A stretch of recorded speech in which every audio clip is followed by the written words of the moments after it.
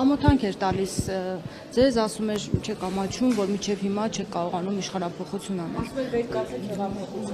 Տեսեք, ես այդ մասին շատ եմ ասել։ 24 ժամ թող դադարեցնեն ուժային կառույցների ապօրինությունները, ձերբակալությունները, լսումները, ճնշումները, այն ինչ որ անում են, կտեսնենք ինքը կմնա թե չէ։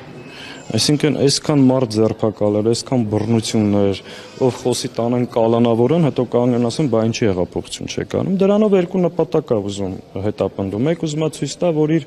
գործած դավաճանությունները, հակապետական գործունեությունը, եթե ինչ է ասում, պատերի տակ ինձ չեն գյուլում եւ մինչեւ հիմա իշխանություն են, ուրեմն ժողովուրդը համաձայն է ինձ հետ, բայց ինքը սխալում է, ժողովուրդը համաձայն չի։ Եվ եթե դեռ ինքը իշխանություն է, չի նշանակում, որ արտահայտում է մեր ժողովրդի հավաքական կամքը եւ ժողովուրդը համաձայն է իրենց քայլերի եւ գործողությունների հետ։ Ինքը փորձում է սրանով ժողովրդին ներքաշել եւ մեղսակից դարձնել այն բոլոր դավաճանություններին, զիջումներին եւ հակապետական գործունեությանը, որ իրականացրել։